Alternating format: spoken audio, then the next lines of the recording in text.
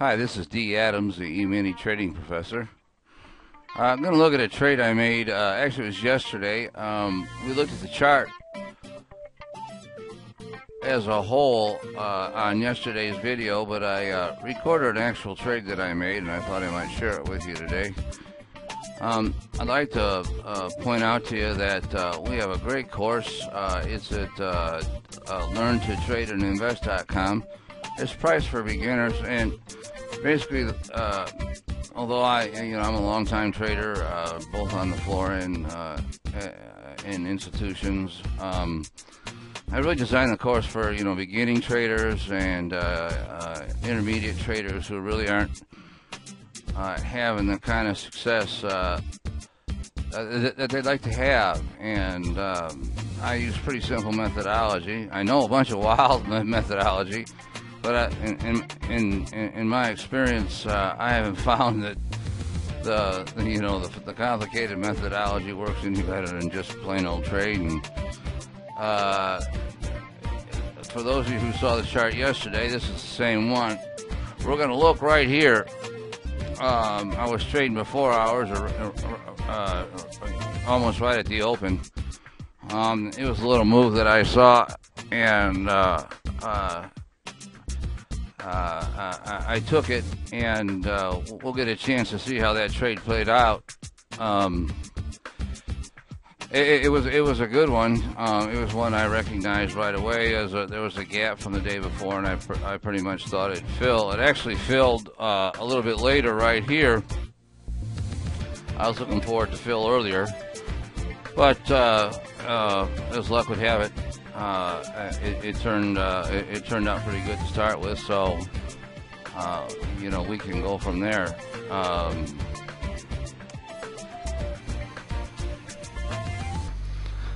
Hi, this is actually a trade from yesterday's video. I recorded as I was trading.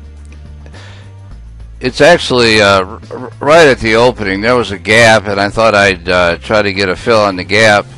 As you can see, I was a little early, although the trade worked out okay. The real gap fill came a little bit later. I ended up in that trade too, but this was the one I recorded. I normally don't trade at 8:30 just because of the unpredictability of the market. The only thing that really enticed me was I had some pretty good indicators, and I felt pretty confident on that gap getting filled. I kind of ignore the overnight stuff and look at gaps in terms of where it closed yesterday relative to where it is today. So I took the trade.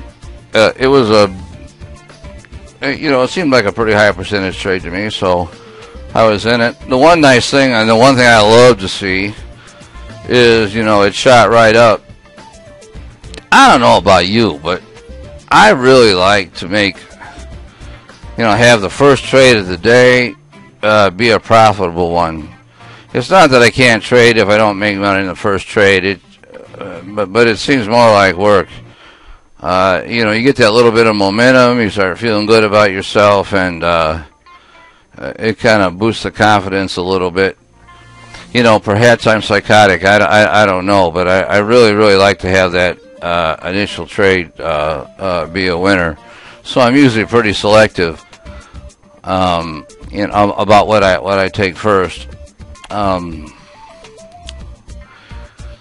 This trade, it's only a 2-bar trade. It was a 6-minute trade. I was trading 3-minute bars. This is the ES contract. I was pretty familiar with the movement because I had been trading it in the pre-session hours, so I kind of had a good idea about how the market was moving, at least on that day. Like I said, the nice thing is, I stayed in the money on the trade, really the entire trade. I never had to contend with, taking any heat or anything on the downside. It's a simple bracket trade. Usually I use the average true range here, but for the first hour, the average true range isn't very accurate because it's only recording, the first couple frames, and so it's not much use. So you can see here's my profit target and here's my stops. This is where I entered the trade right here, this yellow mark. Right now I'm up about 7 or 8, and I kind of stayed there for a while. As you can see, I keep popping in there looking at the open interest and seeing how that's lining up, and consistently it was lining up with a lot more buys than sells. So I felt good about it, so I kind of hung in there. Of course, there's always that temptation, when you're up 200. I'm trading, by the way, 2 contracts, as you can see right here. So at 8 ticks, I'm up $200, and $200 is a nice thing. But I just refused to bail on a trade early, and I felt pretty confident that it was going to hit my profit target. So I was happy to wait. I just, by the way, if you notice there, moved my stop up, from 12 ticks down. I moved it up to 1 tick over my entry price. One of the things I really believe in is making sure that once you're in the money, I don't want to let a winning trade turn into a losing trade, and I've just assured myself of that by getting my stop where I want it. And now it's just a matter of waiting, for the price action to hit my profit target, if it does. Flirts with it here a little bit just to torture me a little bit, and the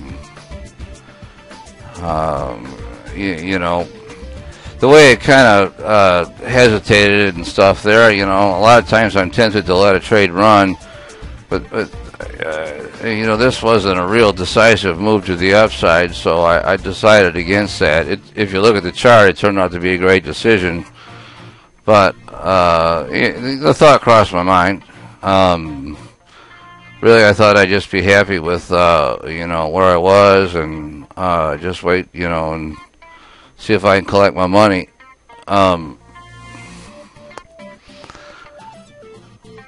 It was the rest of the day was a real interesting day to trade, and this trade basically started out just the way I wanted to.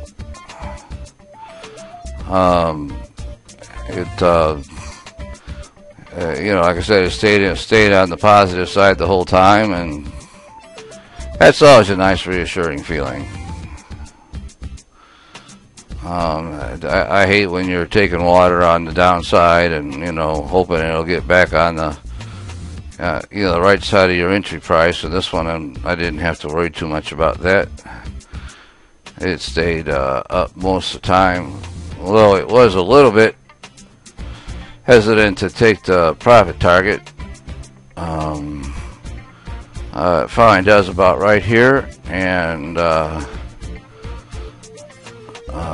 in all, life turned out pretty good for me. There it is.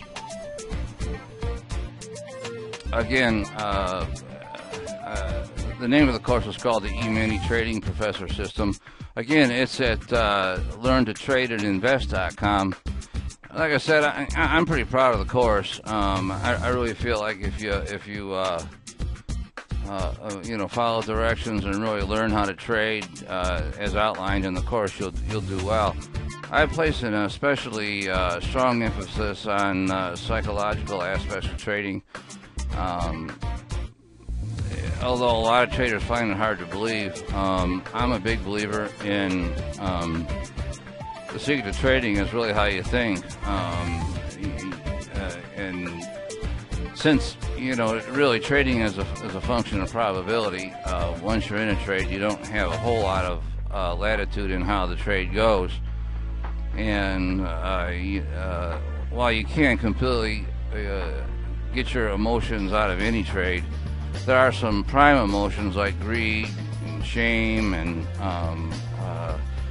that can really affect you terribly. And I work real hard at trying to eliminate those from your trading vocabulary. Additionally, this is a pretty neat course because I also own the Tradingology stock options course, and I put it in there too. So you actually get two courses for the price of one. So have a look at the website and see what you think. It's priced at about a tenth what most trading courses are priced at. I'm not trying to get rich off it. I trade for a living still, and I just felt like, I know this very simple methodology that works very consistently, and I'm happy to share it with you. I hope that helps.